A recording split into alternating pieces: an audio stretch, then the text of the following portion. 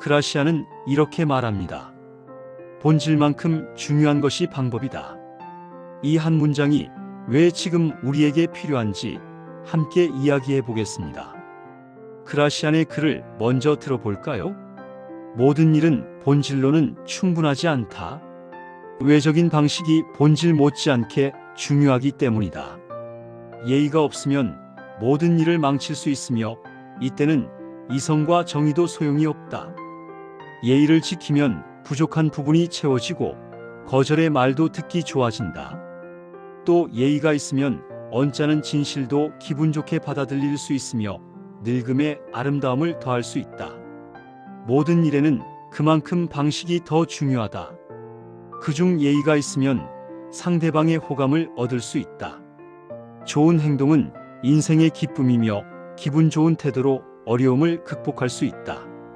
흥미롭지 않나요? 이성과 정의조차도 예의 없이는 무용지물이라는 겁니다. 그런데 우리가 사는 2025년 이 메시지는 어떤 의미일까요? 옳다고 해서 통하는 건 아닙니다. 몇 년 전 실리콘밸리의 한 스타트업에서 일어난 일입니다. 젊은 엔지니어 한 명이 회의 중에 CTO의 코드 리뷰를 공개적으로 비판했습니다. 그의 지적은 완벽하게 옳았어요. 기술적으로 틀린 게 하나도 없었습니다. 하지만 그 방식이 문제였죠. 이 코드는 명백히 잘못됐습니다. 이렇게 짜면 안 됩니다. 회의실에 냉기가 돌았습니다. CTO는 아무 말 없이 고개를 끄덕였고 다음날 그 엔지니어는 다른 팀으로 옮겨졌습니다. 6개월 후 그는 회사를 떠났습니다. 반대로 같은 회사에 다른 엔지니어가 있었습니다. 그녀도 CTO의 코드에서 문제를 발견했어요. 하지만 그녀는 이렇게 말했습니다. 이 부분 정말 영리한 접근인데요. 한 가지 고려해 볼 점이 있을 것 같아요. 제가 테스트해 봤을 때 엣지 케이스에서 조금 다른 결과가 나왔거든요. 함께 봐주실 수 있을까요? CTO는 그 자리에서 함께 코드를 보았고 문제를 인정했습니다. 그리고 그녀에게 고맙다고 말했죠. 1년 후 그녀는 시니어 엔지니어로 승진했습니다. 두 사람 다 옳았습니다. 하지만 한 사람은 떠났고 다른 사람은 성장했어요. 그라시안이 말한 것이 바로 이겁니다. 이성과 정의도 예의 없이는 소용이 없다. 거절도 예술이다. 한 회사의 HR 담당자가 들려준 이야기입니다. 회사에 2명의 관리자가 있었습니다. 둘 다 성과는 비슷했지만 팀원들의 반응은 완전히 달랐다고 합니다. 첫 번째 관리자, 김 부장. 팀원이 휴가를 요청하면 이렇게 말했습니다. 지금 프로젝트 바쁜 거 알지? 안 돼. 기술적으로 옳은 판단이었어요. 정말 바쁜 시기였으니까요. 두 번째 관리자, 이 부장. 같은 상황에서 이렇게 말했습니다. 아, 휴가 가고 싶구나. 나도 내가 쉬었으면 좋겠는데 지금이 프로젝트 막바지라서 고민이네. 이렇게 하면 어떨까? 다음 주까지 핵심 부분만 마무리하고 그 다음 주에 3일 쉬는 건? 그럼 너도 여유롭게 쉴 수 있을 것 같은데. 결과는요? 김 부장팀의 이직률은 연간 30%였습니다. 이 부장팀은 5%였고요. 그라시안이 말합니다. 예의를 지키면 거절의 말도 듣기 좋아진다. 같은 안 되라는 답이지만 방식에 따라 전혀 다른 결과를 만들어내는 겁니다. 불편한 진실을 전하는 법. 2023년 넷플릭스의 공동 CEO였던 리드 헤이스팅스의 이야기입니다. 넷플릭스는 근본적 정직함이라는 문화로 유명합니다. 직원들은 서로에게 직접적인 피드백을 주도록 권장받죠. 하지만 헤이스팅스가 강조한 것이 하나 있습니다. 정직함과 잔인함을 혼동하지 말라. 넷플릭스에는 4A 피드백이라는 규칙이 있습니다. 첫째, aim to assist. 돕기 위한 목적으로. 둘째, actionable. 실행 가능하게. 셋째, appreciate. 감사를 표하며 넷째, accept or discard. 받아들이거나 거부할 수 있음을. 예를 들어 볼까요? 잘못된 피드백. 당신 프레젠테이션 정말 지루했어요. 듣다가 잠들 뻔했습니다. 4A 피드백. 프레젠테이션 준비하느라 수고 많았어요. 제가 느낀 걸 공유해도 될까요? 중간 부분에서 데이터가 너무 많아서 핵심 메시지가 흐려진 것 같았어요. 만약 3개 슬라이드를 한 개로 압축하면 훨씬 임팩트 있을 것 같은데 어떻게 생각하세요? 같은 내용이지만 첫 번째는 관계를 파괴하고 두 번째는 관계를 강화합니다. 그라시안의 말을 다시 들어보세요. 예의가 있으면 언짢은 진실도 기분 좋게 받아들일 수 있다. 나이 드는 것의 아름다움. 그라시안의 글에서 가장 아름다운 구절이 있습니다. 예의가 있으면 늙음의 아름다움을 더할 수 있다. 이게 무슨 뜻일까요? 저는 몇 년 전 한 80대 디자이너를 만난 적이 있습니다. 그는 한국 산업 디자인의 1세대였어요. 이미 은퇴했지만 여전히 젊은 디자이너들의 멘토로 활동하고 있었죠.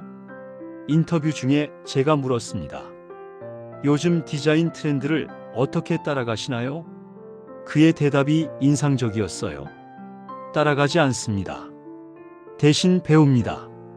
그는 매주 한 명의 20대 디자이너와 점심을 먹는다고 했습니다.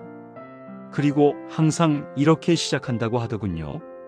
요즘 젊은 친구들이 무엇에 관심 있는지 궁금해서요. 나한테 좀 가르쳐 줄래요? 그 젊은 디자이너들은 그를 사랑했습니다. 한 디자이너가 저에게 말했어요.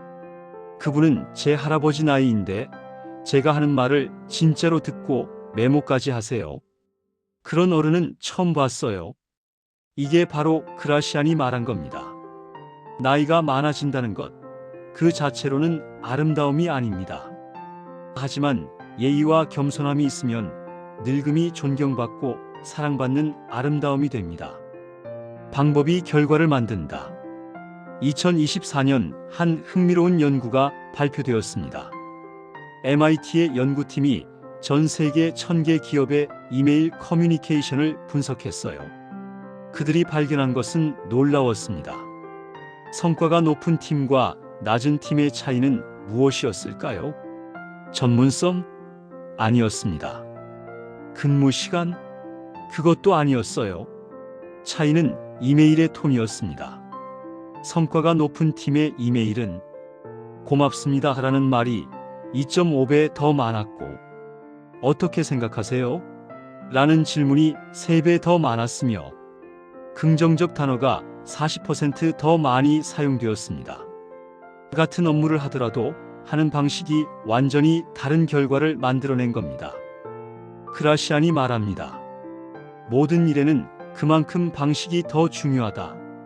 솔직함이라는 이름의 무례함. 요즘 우리 사회에는 묘한 현상이 있습니다. 나는 솔직한 사람이야 라고 말하면서 무례한 사람들이 많아졌다는 거죠. 저는 가식 없이 말하는 스타일이에요.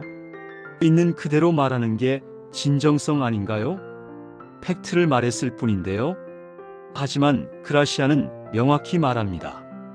진실을 말하는 것과 무례하게 말하는 것은 다릅니다.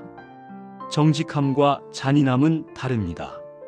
직설적인 것과 배려 없는 것은 다릅니다. 예의는 진실을 숨기는 게 아닙니다. 예의는 진실을 전달 가능하게 만드는 겁니다. 총알처럼 진실을 쏘아대는 사람과 선물처럼 진실을 전하는 사람의 차이입니다. 그럼 우리는 구체적으로 무엇을 할 수 있을까요? 첫째, 말하기 전에 3초 멈추세요. 즉각적으로 반응하지 마세요. 무엇을 말할지 생각한 다음 어떻게 말할지도 생각하세요. 둘째, 그리고를 사용하세요. 하지만이 아니라 그리고를 쓰세요. 내 의견도 좋지만 내 생각은 다릅니다. 대신 내 의견 좋네요. 그리고 이런 관점도 생각해 볼 수 있을 것 같아요.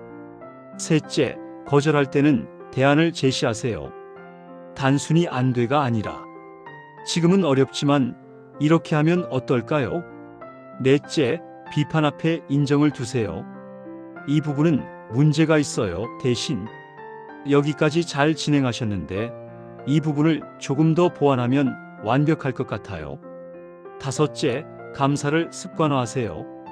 하루에 3번 누군가에게 고맙습니다라고 말하세요. 당연한 것도 감사하세요. 400년 전 지혜가 주는 메시지. 다시 그라시안의 말로 돌아갑니다. 좋은 행동은 인생의 기쁨이며 기분 좋은 태도로 어려움을 극복할 수 있다. 여러분, 생각해 보세요.